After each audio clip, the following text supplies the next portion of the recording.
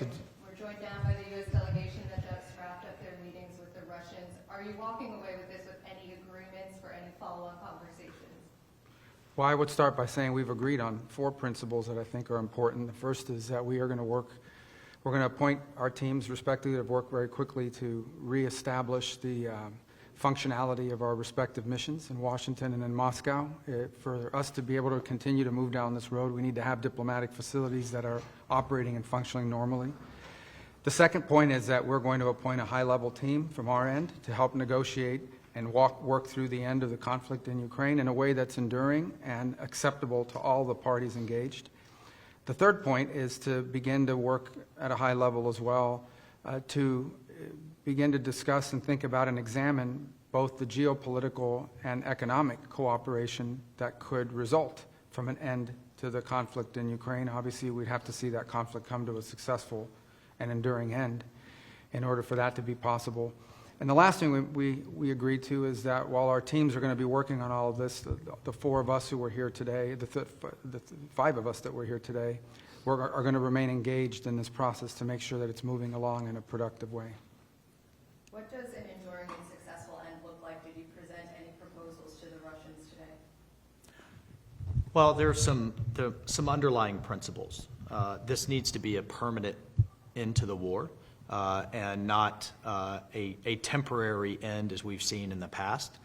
We know just the practical reality is that there is going to be some discussion of territory and there's going to be discussion of security guarantees. Those are just fundamental basics that will undergird and underlie any type of discussion. But I think the most important part is the President has stated his desire, his determination to end this war, to end the killing that is going on, the death and destruction that is happening as this war, goes on and on, month after month after month, in the killing fields of eastern and southern Ukraine is unacceptable. It is not in the interest of either country. It's not in the interest of the world, and certainly not in the interest of the United States and Europe. So all of those things will drive the negotiations going forward. And as you can see, President Trump is determined to move very quickly. We just had a head of state phone call, the first in years, and here we are less than a week later at the highest level of the U.S. and Russian government, and we expect to continue to drive that pace to not end end the war, but then to unlock what could be very productive and stabilizing relationships going forward. You mentioned territory. Is it acceptable to the U.S. for Russia to retain any territory that is annexed since the beginning of the war in February 2022? Well, I think those are things that those are to be discussed, and those are things that will start and do the tough work ahead. But the important thing is that we've started that process. And what the President did not find acceptable was an endless war in Europe that was literally has turned into a meat grinder of people on both sides. So if you just think about, just in a few months, President Trump has shifted the entire global conversation from not if the war is going to end, but just how it's going to end. And only President Trump can do that. And in the Oval Office less than a week ago, both President Putin and President Zelensky both said to him, only you, President Trump, could drive this war to a conclusion. What concessions do you expect? Well, again, we're not going to pre-negotiate an end to this conflict. These are the kinds of things that have to happen through hard and difficult diplomacy in closed rooms over a period of time. What's important to understand is 2 things. The first is the only leader in the world who can make this happen, who can even bring people together to begin to talk about it in a serious way, is President Trump. He's the only one in the world that can do that right now. The second thing I would say is that in order for a conflict to end, everyone involved in that conflict has to be okay with it. It has to be acceptable to them. But we have to understand that it's been 3.5 years since there's been any sort of regularized contact between the United States and Russia, and in some cases between any of the participants in this conflict and Russia. So the goal of today's meeting was to follow up on the phone call the President had a week ago and begin to establish those lines of communication. The work remains. Today is the first step of a long and difficult journey, but an important one. And President Trump is committed to bringing an end to this conflict, and as he said when he campaigned for president. And he wants it to end in a way that's fair. He wants it to end in a way that's sustainable and enduring, not that leads to another conflict in 2 to 3 years.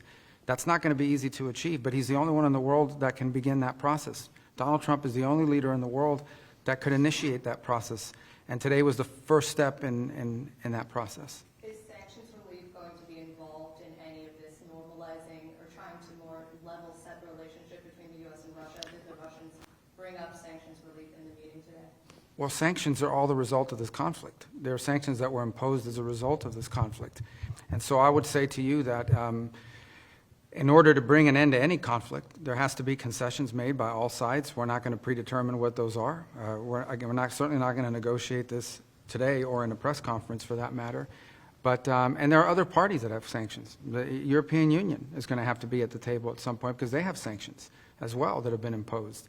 So, but I guess the point here is the goal is, and we agreed on what the goal is to bring an end to this conflict in a way that's fair, enduring, sustainable, and acceptable to all parties involved. What that looks like, well, that's what the ongoing engagement is going to be all about. The Ukrainians and the Europeans have suggested they feel very sidelined about how the process has played out so far. How do you intend to address their concerns, and will they be incorporated in future meetings in a multilateral way? Well, the comment I would have on that is that for 3.5 years while this conflict has raged, or 3 years while it's raged, no one else has been able to bring something together like what we saw today, because Donald Trump is the only leader in the world that can. So no one is being sidelined here. But President Trump is in a position that he campaigned on to initiate a process that could bring about an end to this conflict.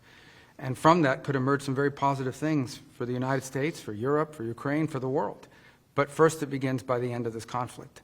And so the only thing President Trump's trying to do is bring about peace. It's what he campaigned on. It's something the world should be thanking President Trump for doing. He's been able to achieve what for 2.5, 3 years, no one else has been able to achieve, which is to begin this process, a serious process. Obviously, a lot of work remains before we have a result, but President Trump's the only one that can do it. Look, it's common sense. If you're going to bring both sides together, you have to talk to both sides. And we'll continue to remind everyone, literally within minutes of President Trump hanging up with President Putin, he called and spoke with President Zelensky.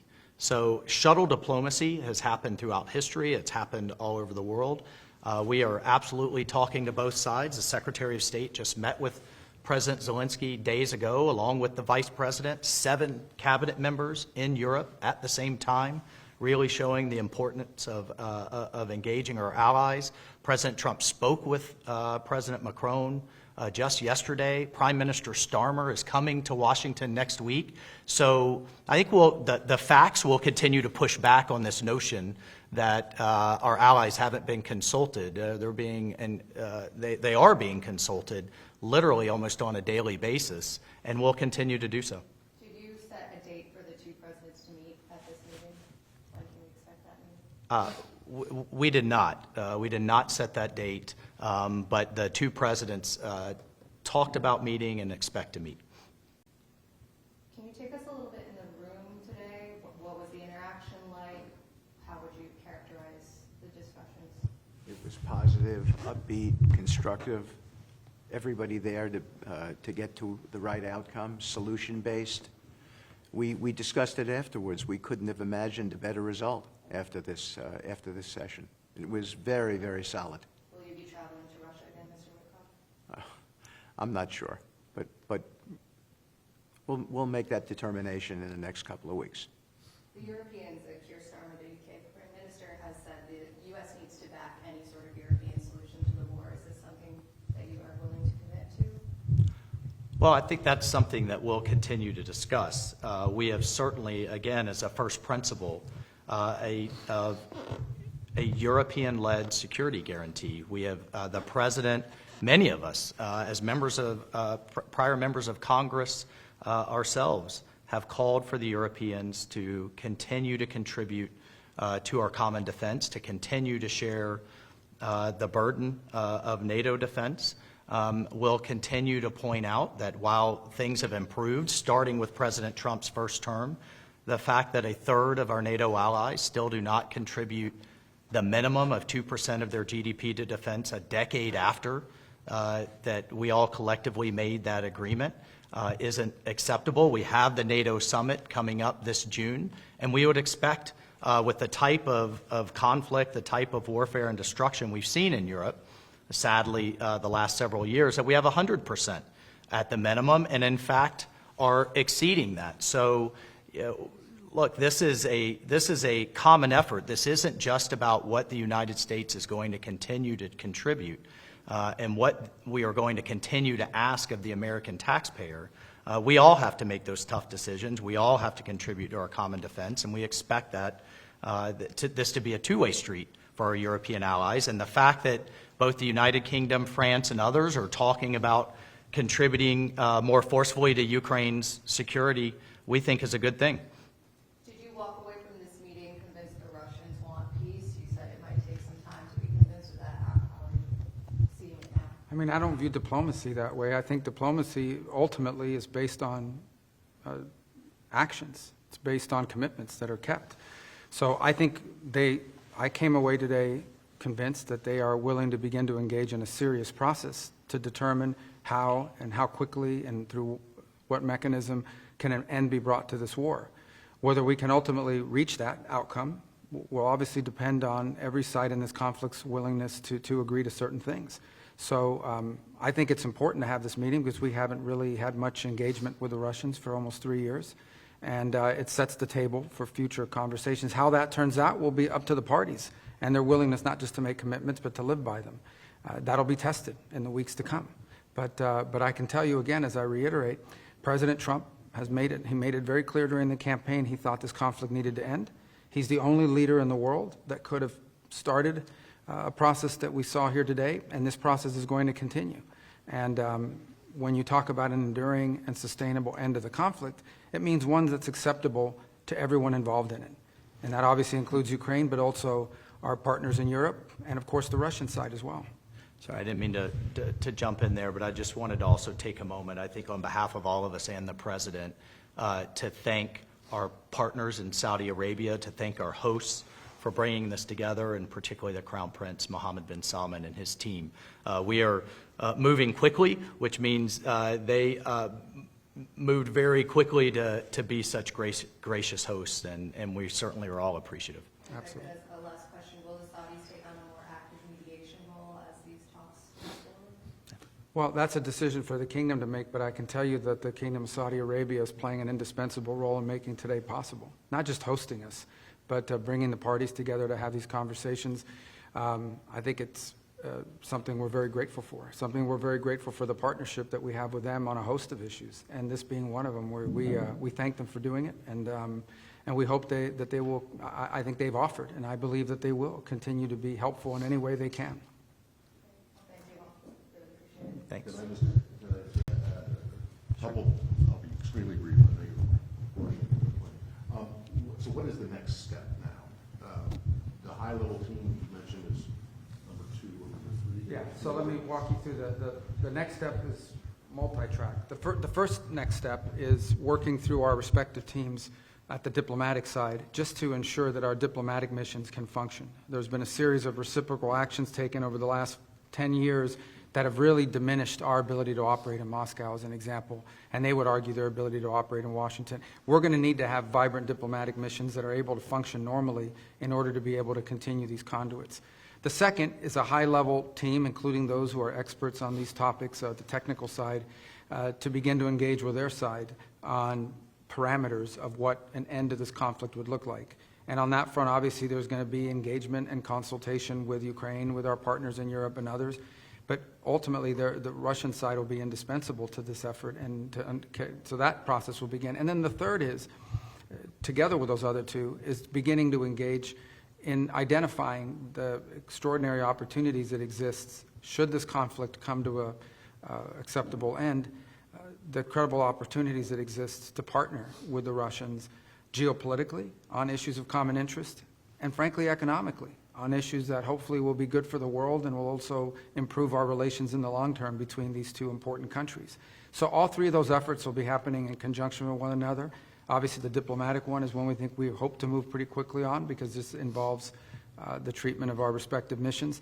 The second one will be difficult, which is the question of Ukraine and the end of that conflict. But I think that's essential in order for the third piece to even be possible, which is our ability to work together on other geopolitical matters of common interest, and of course, some pretty unique, potentially historic economic partnerships as well.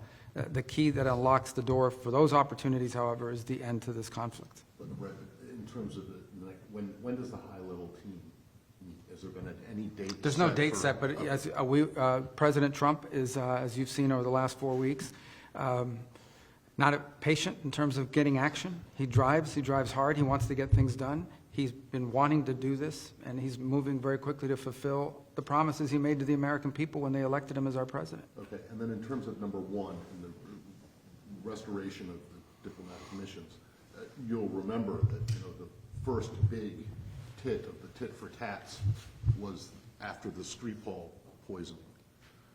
And the U.S., under one of your predecessors, Mr. Tillerson, expelled a lot of Russian diplomats, to which they responded. The consulate in St. Petersburg got closed down by the Russians. You guys closed down the consulate in Seattle, and several others. Are those going to reopen? Well, that's what we're going to be talking about. And ultimately, again, I'm not going to negotiate or work on that in public. That's what these channels will be about. But ultimately, what the goal we need to have is we have to have some normalcy in our missions and in their ability to function. And the main embassies even. And in the main Just the embassies in main embassies, particular. regardless of the consulates. I mean, if our diplomatic channels are broken, it's going to be very difficult to consistently engage on a host of topics, including some unrelated irritants that could derail the broader talks on Ukraine. So there has to be some improvement in the way our missions are able to work and in the environment and space that they're given to operate in. So that's something we want to move on quickly, and it's important to set the table for the other two things that we want to do. But I think the key really in all of this is ultimately going to be whether an agreement can be reached with all parties involved on an acceptable resolution to the conflict in Ukraine. Because if that happens, not only will the world be a better place, but I think there will be some pretty unique opportunities to work with them on areas of bilateral geopolitical interest and some very unique economic opportunities. But we have to get the Ukraine situation resolved first in a way that's acceptable to everyone. Okay, my last one. But does that mean if you get the staffs back to the normal operational level and staffs at the embassies, that you consider the Skripal case, the Crimea annexation, to be closed? There are no longer issues? Because I think, you mentioned that Keir Starmer is going to be in Washington next week. I can imagine that the Brits won't be particularly I'm not going to negotiate or talk through every element of the disruptions that exist or have existed in our diplomatic relations and the mechanics of it. Suffice it to say that President Trump has pledged and intends to keep his promise to do everything he can to bring an end to this conflict. We cannot do that unless we have at least some normalcy in the way our diplomatic missions operate in Moscow and in Washington, D.C. And so we need to work to improve that, and we're going to work with them to see what's possible within that context. Does that include removing Lavrov from rescinding sanctions that have been imposed?